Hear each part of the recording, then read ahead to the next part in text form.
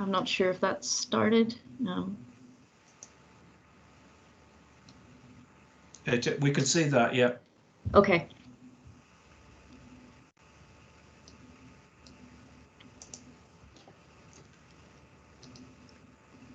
Okay, let me see.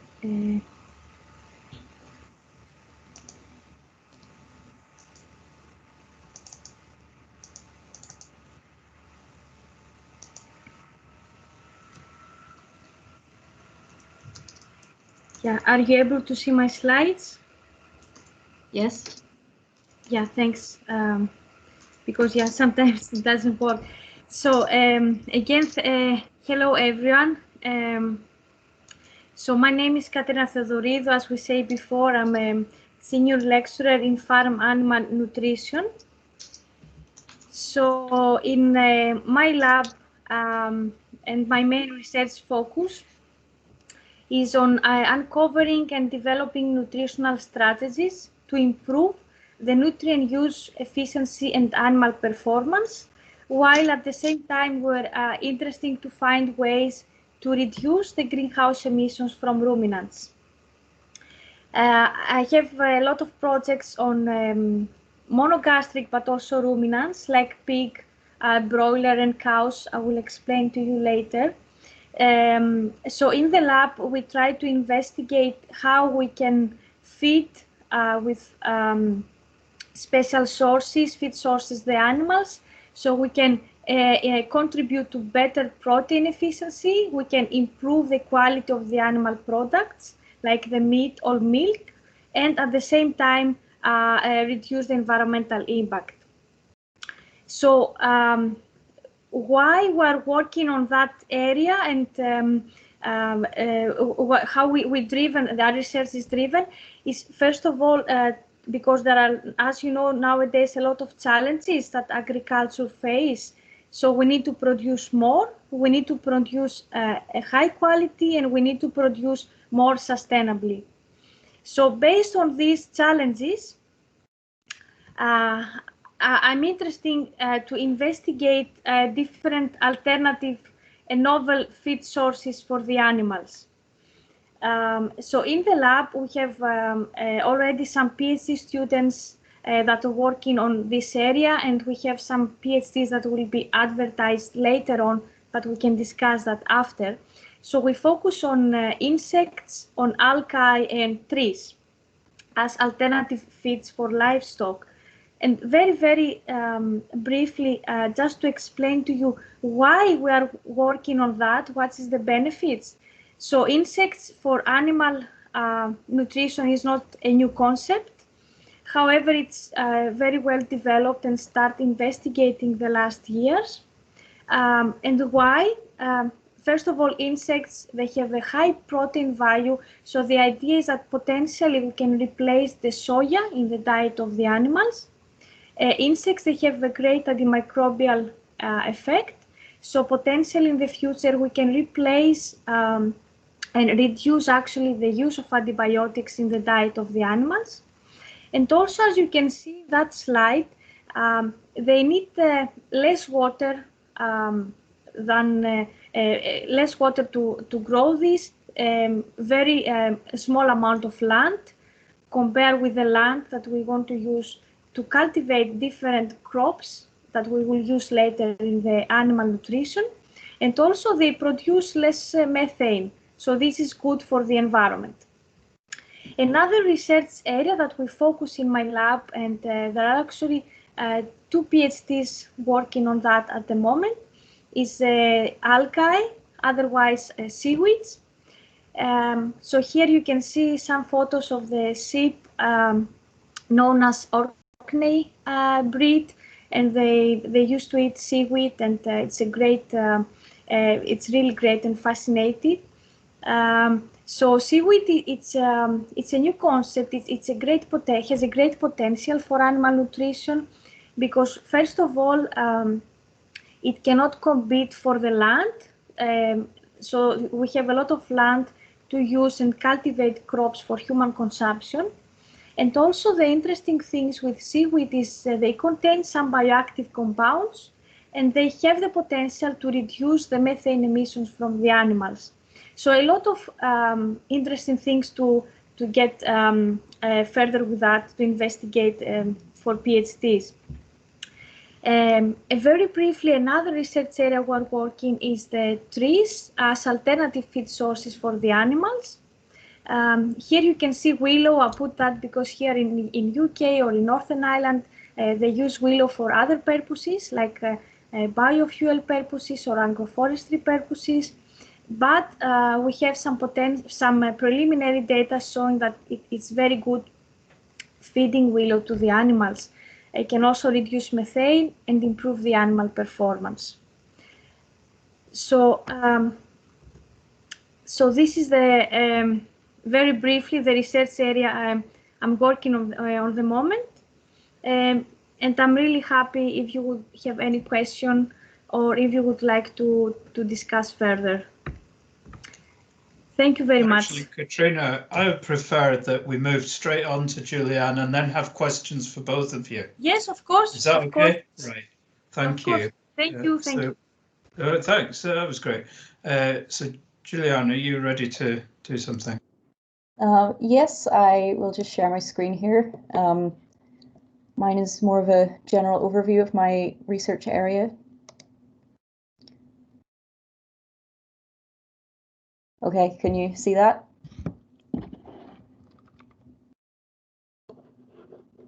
Okay, can you see my slides okay?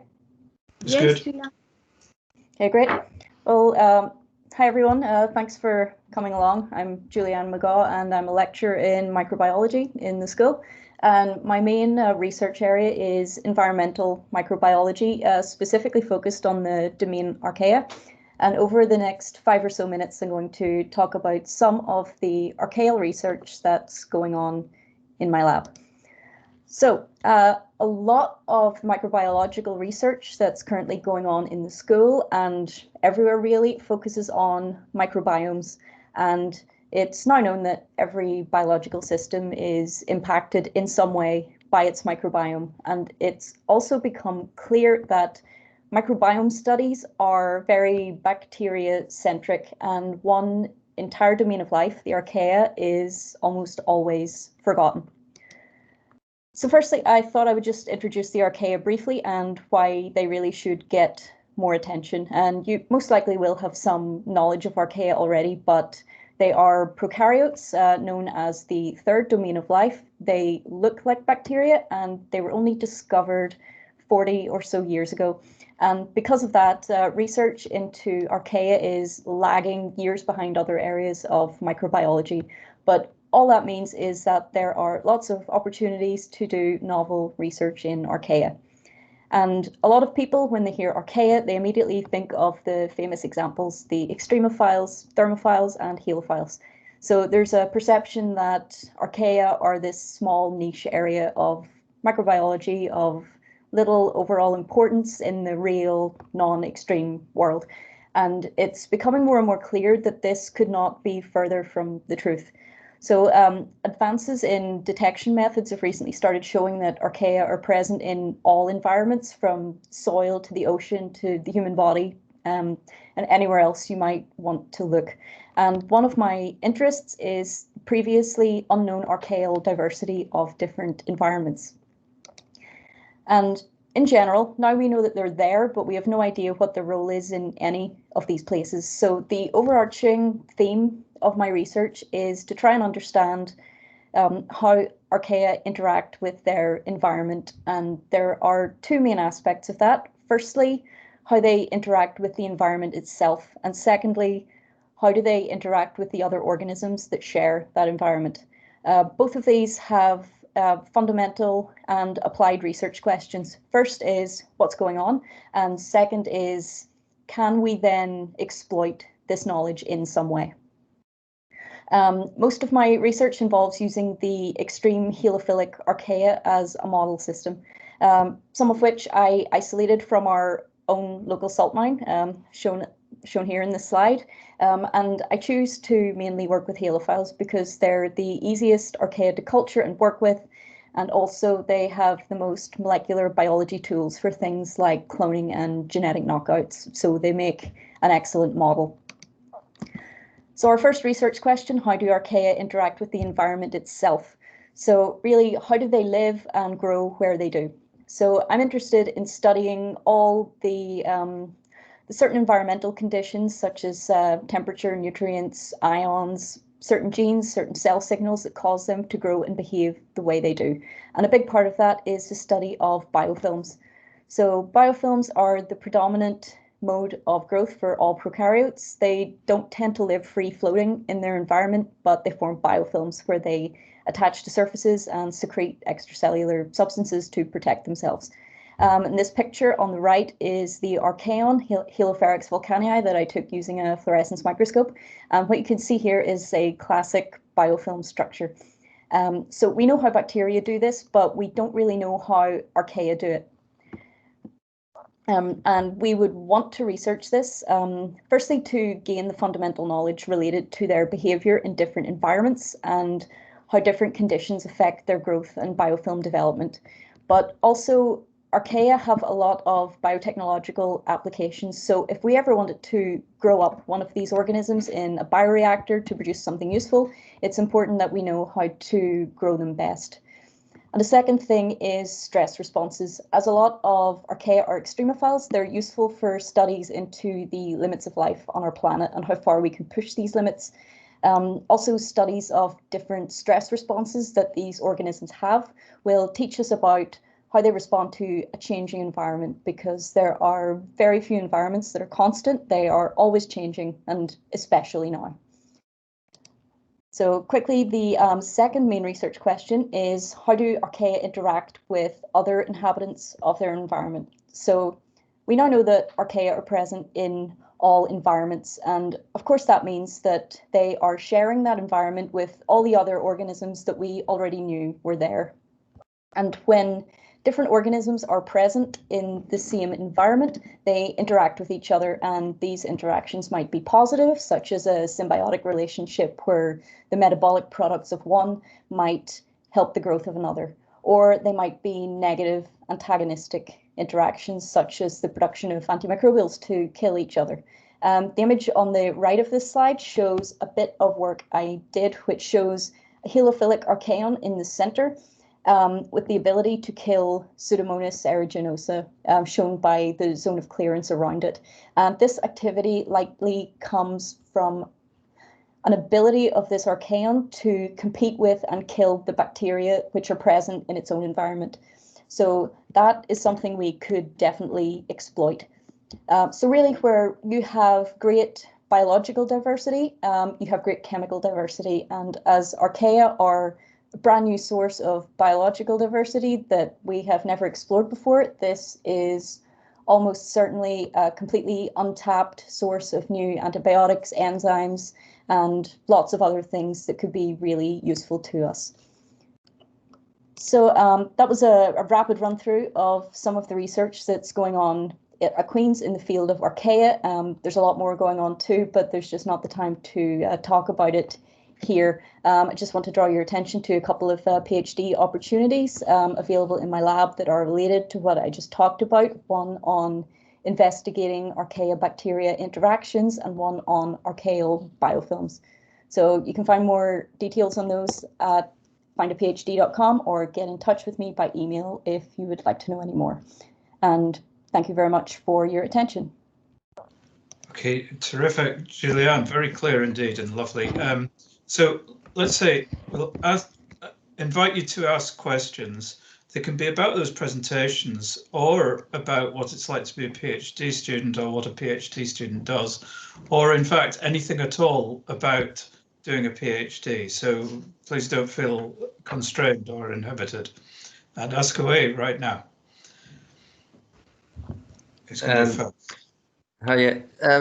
First of all, I mean, some of my questions are going to be quite basic in a way because I'm just trying to get a grasp of the whole thing. I take it that PhDs generally last for 3 years. Is that correct? Yes. Yeah. There's 4 years starting to come in now with some schemes. But generally it's 3 then. Mostly still 3, yeah. Yeah. And how much time does it take up? Is it kind of like a 9 to 5? Oh no, it's much more than that. It's a way of life.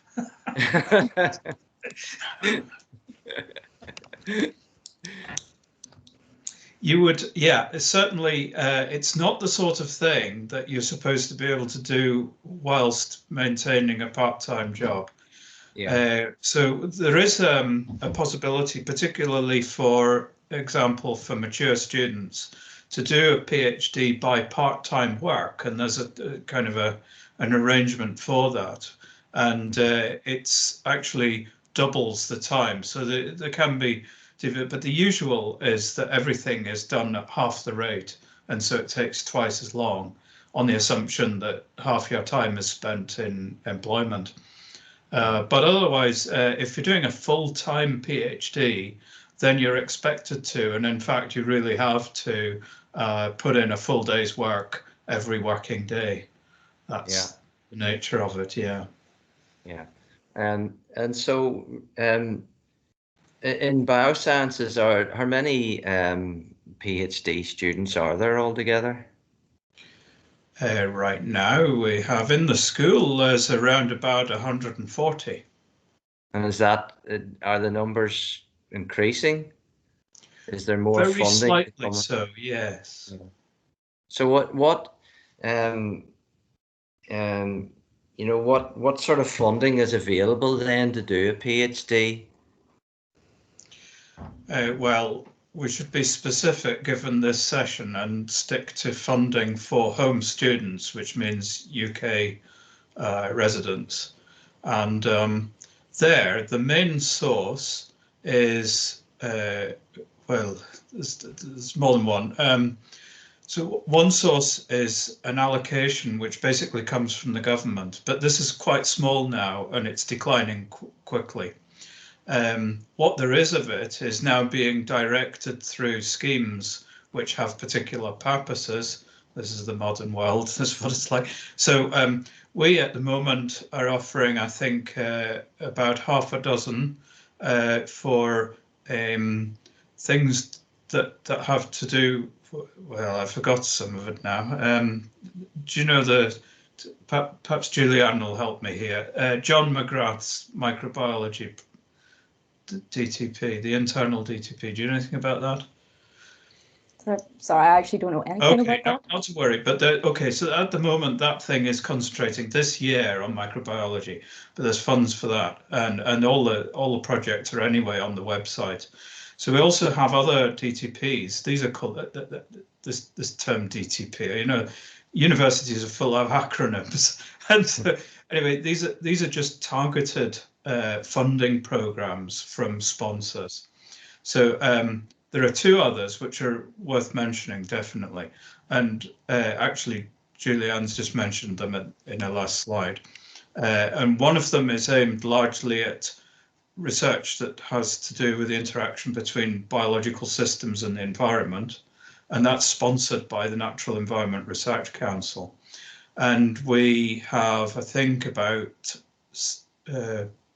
8 a year coming through that, and some of them are jointly with what used to be geography and have kind of built environment, and I forgot what they're called. So there's quite a few opportunities there. The other one is sponsored by the Biological Science Research Council, and that's aimed more at the food, nutrition, and the health implications of food, and also the production of food. So kind of broadly, lots of things to do with food. And I think that's an equivalent sort of size. I think we'd be looking at around 6, 7, 8 PhD studentships a year. And then there are smaller things. Okay, so these are the larger ones, but there's lots of others, including charities. Quite a few charities, some really big, like the Wellcome Trust or that kind of thing, will sponsor individuals. But there's even small ones like the Fisheries Society of Great Britain, which I think have one PhD student with well, for a while anyway, with Queen's, you know, regularly. So there's lots of those small things, and actually requires a lot of hunting around in your own particular area of interest. So I mean, that's something to mention to those people who've declared a keenness for marine-based research.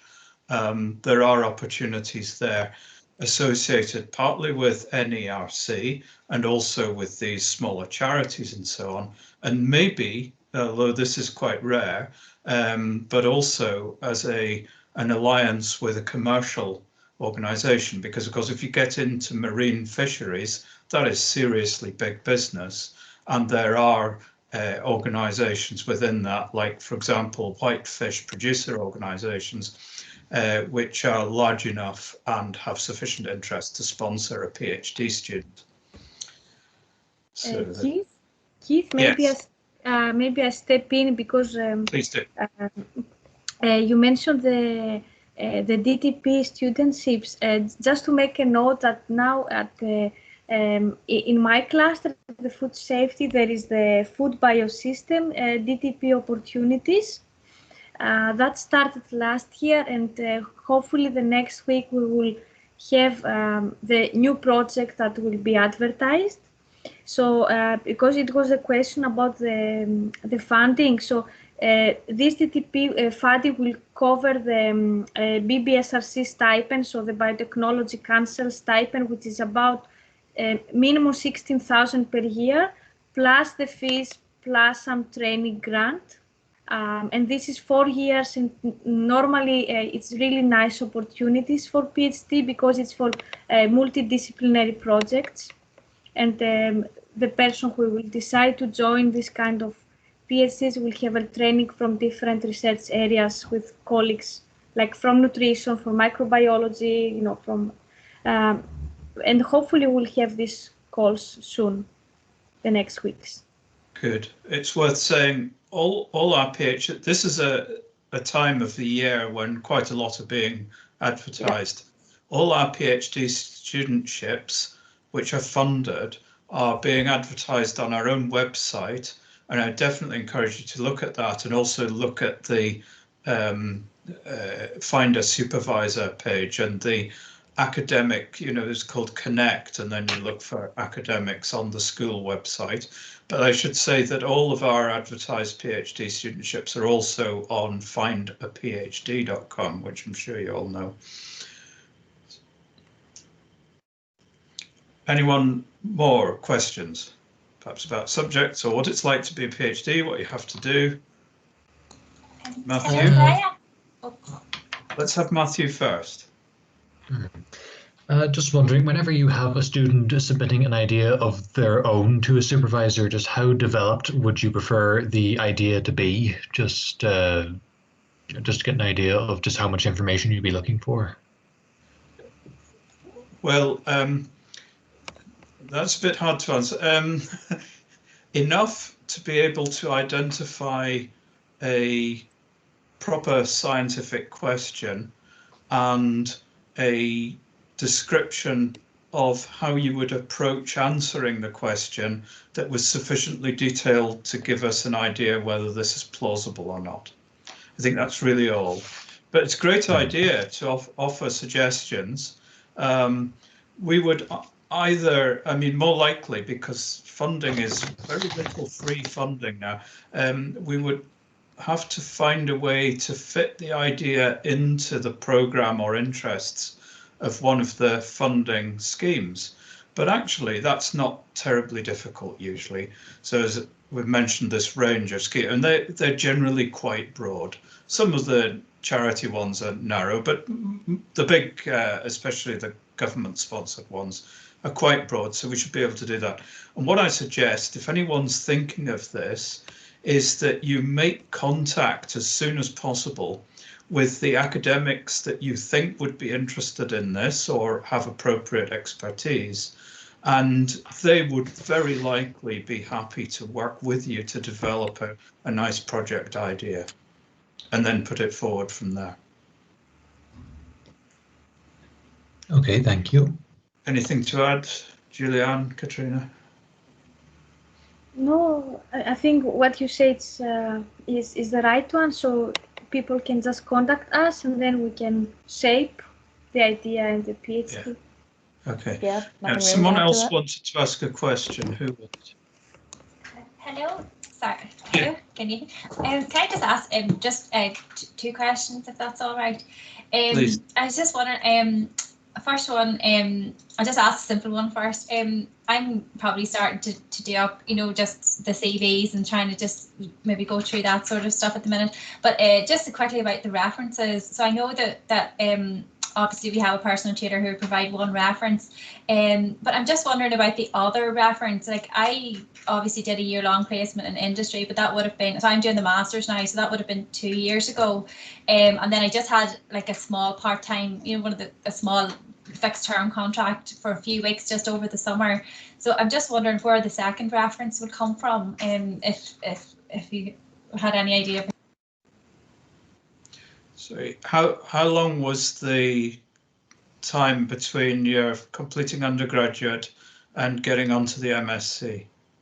I'm doing a combined course, so it's a 5-year course that includes the master's at undergraduate level. Right. So I did two, so I did a placement in a sandwich year in the middle of that as well, and so I'm kind of still on it. Oh, okay, just some broad guidelines then. We would be more interested usually in academic references than in employers' references. But if you've been doing a serious job, especially if it required some skills that are relevant, and that, by the way, includes being, responsible and serious about what you're doing. So then we would be interested in an employer's reference, but not from, like part-time jobs and things. I think the emphasis is going to have to be on the academic references. So especially those academics that have been supervisors for projects before, because obviously the most relevant work is usually the project work for us assessing a PhD student candidate. I've been a bit general there, but I don't know if that helps. Was the problem that you've only really got one project supervisor to call upon? Is that it? That's right. I did my undergraduate and my master's with the same academic supervisor, and I was just wondering. I know that they normally would provide the references, but I was just wondering if it's not university protocol to get a second, is it, or another academic to ask another person? We ask for two, and we don't have any, requirements for how much they're connected, or so if there was another academic that had a good knowledge and understanding of you, that would be excellent. But if you want to use an employer and they can say something about your attitude and your approach and your ability to figure things out on your own and so on, that would be useful as well. The reason we're insisting on references is that we have run into problems in the past a few times with people who frankly didn't turn out to be who they claimed to be. So I mean, this is a bit of a technicality, and it's been a response by the university to avoid problems that I'm sure you would have nothing to do with, and but that's what it is. We have so this is a kind of a formal requirement for two references. But I wouldn't get too worried about where they're coming from. I've just recommended first academics that know you, and secondly, if there's someone can say something useful about the way you approach things, that's worth having as well. Oh, thank you very much. That was really helpful. Thank you. And can I just maybe ask just a second quick question? For my previous work, I haven't done any. I haven't really got much lab experience, and I know there's a PhD that I am interested in that I was contacting my supervisor about, but I know that you're allowed to apply for more, but I probably just wouldn't have a lot of lab experience, but I would be interested in certain things. But I'm just wondering, if you haven't got the experience, that probably is just going to be a little bit of a it's not a great thing, and probably would exclude you from applying. I was just wondering what your opinion on this. Each individual case is different, of course, and that would be assessed with we'd take the supervisors, who's going to be the supervisor, their view into account. But don't forget, DTP, for example, this acronym would be, is a doctoral training program, and it's accepted that as part of doing your research project, you will be training, particularly in lab techniques and that sort of thing. And we do a great deal to provide this as a very high quality of training in specific skills. So that need not be an impediment, and it indeed is expected that you'll be learning new skills. I guess I can't do more than generalize that individuals will have to work out with their potential supervisor whether they're going to be a good match or not. Thank you very much. Thank you. Okay.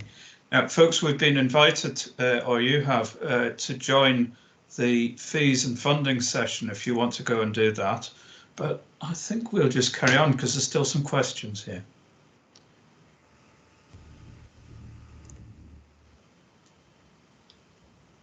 Hello. Could I ask a quick question? Can you hear me? Yes, all good. Just in regards to contacting a potential supervisor, I've always thought the prospect was a little bit awkward. Like, what really should I be trying to put in an email other than, hello, I'm interested in your project, notice me. What kind of things really should I be including in that or trying to discuss at that stage? So now, are you asking about an advertised project with a named supervisor, or are you talking about you want to suggest something and you're finding someone for the first time and it's kind of a cold call? Which of those? More towards the ones that have a defined project already, because Okay. I feel like a lot of the questions that I could potentially ask are already answered in the project description. Yes. So it'd be trying to formulate what even kind of things should I be talking about. Well, that they can't just say refer to the. Throw that back to Katrina and Julianne and ask you, what would you like to see from a prospective student if you're with an advertised project? I think as like starting off, it might just be enough to just ask them if they would be open to discussing it more, and just maybe mention specifically a few aspects that you're interested in of the project, because as academics we get a lot of sort of very generic emails where people have clearly just sent an email to perhaps 100 PIs hoping that one will respond. So if you show them that you're interested in their own specific project, they will be very receptive. I know I would be. Yeah. Yes. Yeah, I agreed with Julianne. So we accept a lot of emails on that, but if it's a already advertised project, we are happy, or I'm happy to discuss further on specific questions. So maybe, for example, you say on the subject of the email, the title of the PhD and like a question. So we know that it's like there is a specific point in that email. And then I'm happy to discuss further before you put the application in for that topic. And also sometimes just to make a note, because I had this, that happens in the past, sometimes when there is an advertisement, there is a specific link or a specific platform where you need to add your application, because sometimes students just send the CVs and they think this is sufficient, they just apply for PhD. So make sure you follow the necessary steps. Yes, I think I'd like to follow up on that. First of all, in your first contact with a prospective supervisor, keep it brief. They won't have a lot of time to read it. And just show, as I said, some specific point of interest and say, basically, first contact, hi, I'm very interested in this. Would you mind chatting about it or something? And then it is these days very rare for supervisors to be choosing students. And in all the schemes that I've mentioned that apply to you today, there are panels which are choosing amongst the applicants. And the supervisors is usually at least consulted in this, but remarkably little influence in the end on who the candidates are that are chosen. So it's absolutely not going to help you by sending your CV and badgering a particular supervisor, it's essential to apply through the official channel, whatever that is. And you'll find that on the Queen's website. And hopefully a link should also be provided in the finderphd.com advert. But anyway, you definitely have to follow the instructions and use the application process that is indicated. And as I say, that if you make too much contact with the supervisor, that can actually be detrimental, because they will be under an obligation not to get too involved and thereby be exposed to bias in the choices. So we have to be careful about all this sort of thing. It's all features of the modern world. You can't influence a supervisor by sending a lot of material to them. The best you could expect, I think, is to make them feel frustrated that they can't have you, which has happened to me. I've in the past had people that I thought were extremely interesting and I wanted to work with them, and it turned out that I couldn't. So this happens.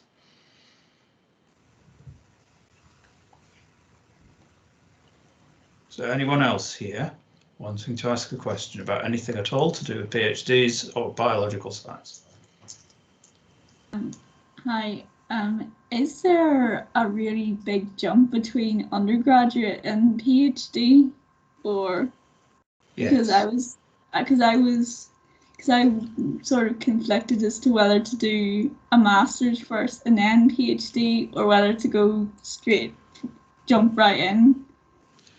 I have two things to say about that, Rasheen. First of all, I just mentioned panels and ways of choosing candidates and so on. And these days that's done usually with a scoring system. And it turns out that having an MSc, particularly with, you know, kind of a commendation or a distinction, is worth a lot of points. And so if you're in a competition with others, if it's, you know, a lot of people interested in that PhD, then that can give you a real lift in before you even get to interviews.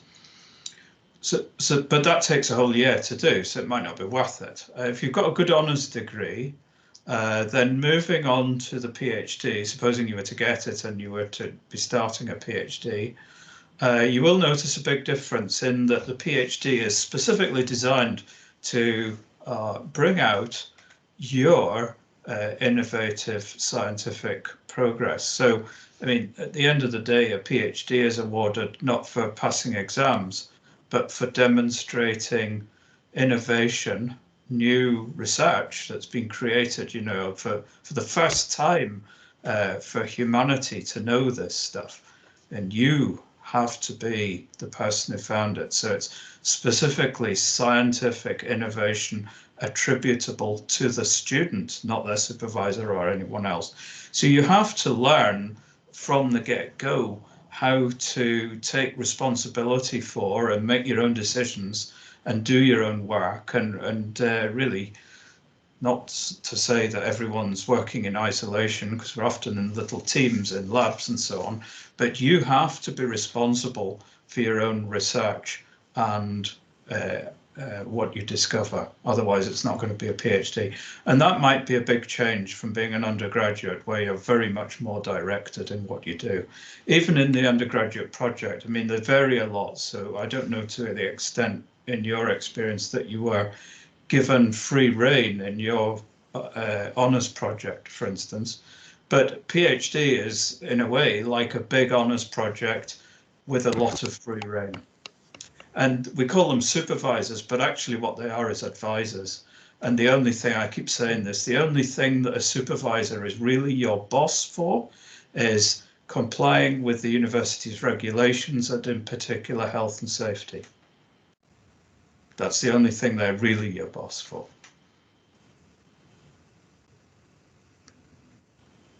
Silence. Yeah, thanks. I have applied to a master's at Queen's, but But yeah, I'm just gonna have to think about it.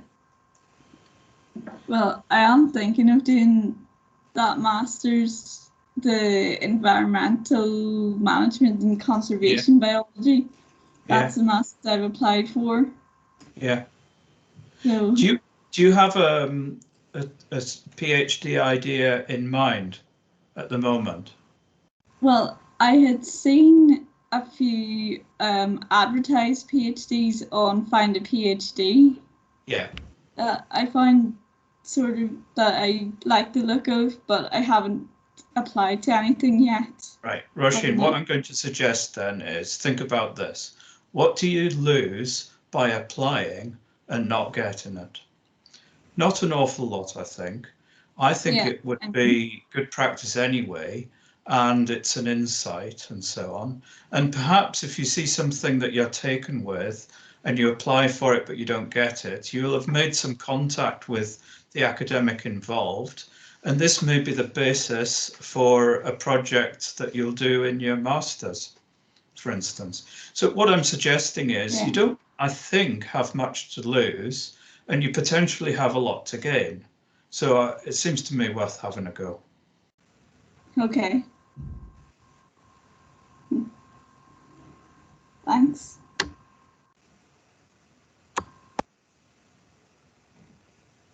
Any more? Or any comments about that or anything else from Julianne or Katrina?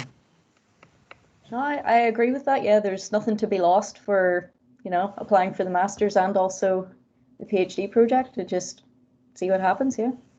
Yeah. Mm-hmm. Hi, can you hear me okay? Amanda, yeah. Yeah, hi. In terms of, I think I read that it's a maximum of 3 applications. I was just wondering what way that works in terms of, do you have to put them in kind of weighted order, as in which is kind of like top preference, or what way does that work? Oh, I'm a bit stuck now. What was this for? Was that a specific scheme where there was a stipulated maximum? No, I just remember reading that if you wanted to apply for PhDs, you could only, the maximum number of applications you could submit for a particular named PhD was 3. Is that have I misunderstood that? I don't know. I just didn't know about that rule. You talk for a specific sim, like the DTP or something specifically? Well, maybe it was for the I know I was reading a couple of ones for the DTP, but unless maybe it was specifically for DTP then. Yeah, I think what you said, it is true for DTP, because you have to put a kind of ranking for your PhD project that, this is your first priority, second priority, etc. But I don't think that this really works for every PhD application. No, although I must say we do run into difficulty sometimes when somebody applies for a DTP PhD and also for what we call DFE, which is a different funding scheme, and they could be offered both, and then it really puts the cat among the pigeons because they're going to choose one of those, which means the other one's lost its student. So we do run into that kind of thing, but I've always regarded that as a problem for the school and the academics to sort out, not one for students to be thinking about. And so what I'm going to recommend is to all students thinking of applying, apply according to what you want to do and prioritize according to what you want to do. And if you get interviewed for more than one PhD, then that interview will give you further insights into what it'll be like doing that PhD, and choose amongst them based on everything you know and what you expect to happen. And don't care about what we're going to do or we're going to make of it. Choose for yourself. That's the most honest and actually the most useful way. That's great, thank you. Just wondering if I could ask one more question now. Is it usually considered too much of a jump now to apply for a marine-based project when most of your experience is in terrestrial? No, not necessarily, because particularly in the ecology of it, the vast majority of the theory and even quite a lot of the application is common to both. There are, of course, things that are very specifically marine. So, for instance, if you wanted to do a project which necessarily involved field work that was required diving, and you had never been in the water, this could be a problem. But I'm just stating the obvious now. We wouldn't regard it as a serious impediment usually. Okay, thank you very much. Now, by the way, Matthew, if you want to take that up in more, specific detail, and just email me, or depending on what it's about, Paolo Prodol, who is a geneticist with strong marine interests, or a John Horton, who I'm not sure how he was, kind of generally a marine biologist and ecologist. And also Patrick Collins, who is perhaps more of a fisheries biodiversity sort of orientated marine biologist. This would be a habitat modeling exercise I have in mind. So just here's to hoping. Now, just Patrick Collins, Paolo. What was the name now? Prodol. Your best bet is to use the school website. What do they call it? Contact academic staff. There's a list of all the academic staff. Paolo Prodol, that's Prodhl, I think, or there's an H in it somewhere. Well, he's Brazilian, and he's in the genetics field. The habitat, I think, Patrick is a good choice for first contact. Patrick Collins. Okay, right. Have that written down there. Thank you very much. Anyone else? What about Emmanuel? Hi. Just attended the session, to be honest, just to hear all about the other questions and everything. Just I've been in the second line pretty much all the time. But yeah, definitely. I am currently studying the ecological management and conservation biology master, and I'm pretty solid about one PhD application with Daniel Pinchera Donoso, and about amphibian conservation. So I was just mostly following the discussion and everything. So far I had pretty much everyone asked the doubts I have pretty much as. That's pretty much so it's been useful anyway, even if I've been silent all the time.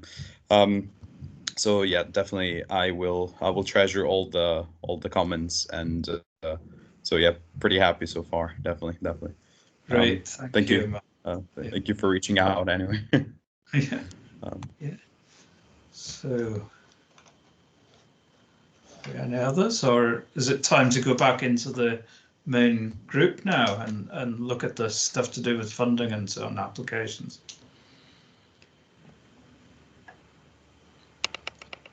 Julianne and Katerina, do you feel satisfied, or even more to say? Yeah, I think so. It was nice.